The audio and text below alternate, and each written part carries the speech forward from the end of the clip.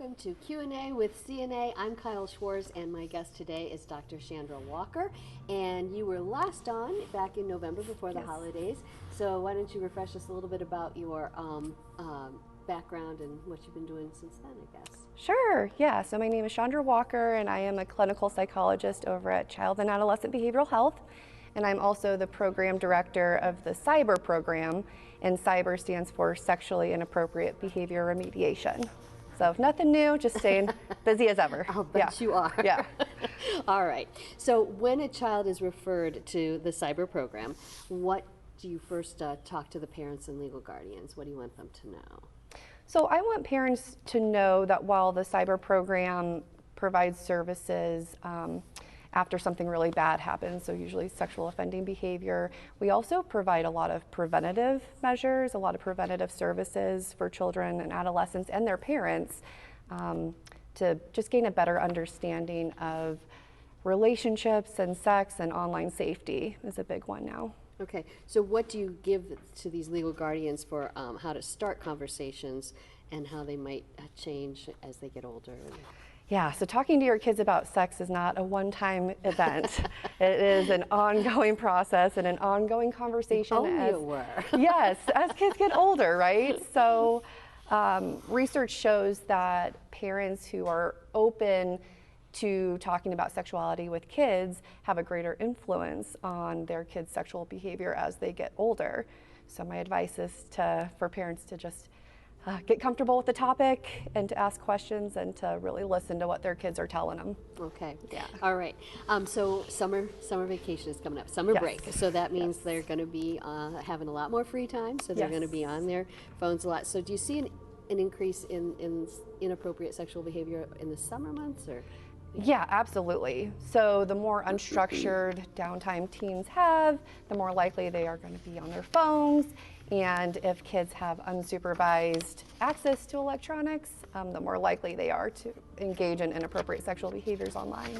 Okay, so your office is busier in the summer? Yeah, typically, okay. yeah. Okay. And right when we get back into school. Okay. That's usually another time. Okay. So what precautions can parents take to stop inappropriate sexual material from being sent, received, or viewed?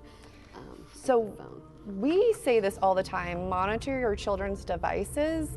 My advice would be to build trust with them, provide a valid explanation as to why you're monitoring their phones. Don't try and be sneaky about it. Have this be an open discussion from right when they get the privilege of having a device. Have this be the expectation that parents have access to your phone and they should know what you're doing on the phone. So I also advise parents to know what apps their kids are using. They are always changing, constantly changing. So you can sit there with your kid and ask them, like, what does this app do? Tell me what you use this app for. Okay. In regards to like Instagram and Snapchat, you can go through a friends list with them and point to a friend and say, how'd you meet this person? Where'd you meet them? How do you know them? And if your child can't give you an answer, then that person's probably a stranger and they shouldn't be communicating with them. That person. Yeah. Okay. So just ongoing, constant communication and checking in and seeing what they're doing. Okay. Absolutely. So teenagers and even adults often send messages and pictures without thinking about the consequences. Absolutely. Right? Yeah. And you hear that all the time. Yeah. You know, that it's there forever. You know, you can't delete it. So what are some recommendations that you want to tell our viewers about before they send something? What should they think about? Just take 3 seconds and just think before sending it. Something kind of silly, but I think works pretty well. Ask yourself, would I be okay with my grandmother seeing this photo or video or reading this message? And if your answer immediately horrifies you, then you should probably rethink sending it. Okay. Yeah. And then if they actually send one, what are there steps that they can do to keep it from being redistributed? Yeah, so I always encourage children to not try and deal with this on their own. There are trusted adults and agencies that are open and willing to help. Your parents, there's other people. Absolutely, yeah. You can talk to your school resource officer, a teacher. CPS is willing to help with this, and CNA is willing to help with this. So don't deal with it on your own.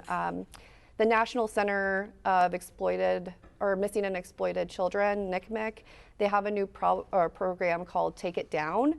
And it's a program where you can request their services online, a teenager or their parents can. Okay. And if you have a sexually explicit video or photo online, they will help you to take it off the internet. Okay, It's that's pretty good. amazing. That's good news. Yeah, so the website is actually www.takeitdown.ncmec.org. Okay, but they could get that if they didn't catch that on your website, right? Yes. Okay. Mhm. Okay. Yep. The CNA website. Okay. And so, what about the other end? What if your adolescent is receiving these type of inappropriate texts, these pictures? The big thing is do not send it to anybody else, don't distribute it, don't contribute to the spread of these photos and videos, and delete it. So there's a lot of cases in Stark County where if you are in possession of a photo of a child under the age of 18, you can be charged with a crime. So do not keep those photos on your phone. You can also anonymously report this to an SRO or a teacher or CPS so that it kind of helps to discontinue the spread of photos. Okay. All right. And I'm sure that you do this as a service, but do you speak to groups like high school groups or parent groups, church groups, whatever? Do you speak to groups about this type of thing?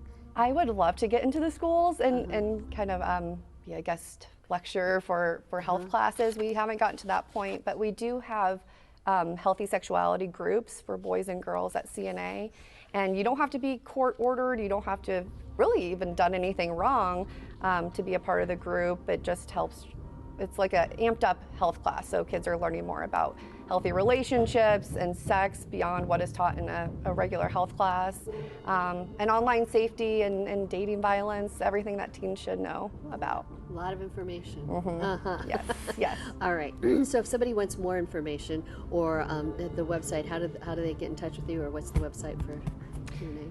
They can look at www.childandadolescent.org, or they can call the Belden office, which is 330-433-6075, and ask for Seandra Walker. Okay. Well, thank you so much for being with course. us. Was there anything that we missed or you wanted to add before we close? No, just if you need help, a parent or a teen, reach out. We're more than happy to help. Okay. Thank you so much. Of course. Thank you for watching Q&A with CNA. I'm Kyle Schwarz.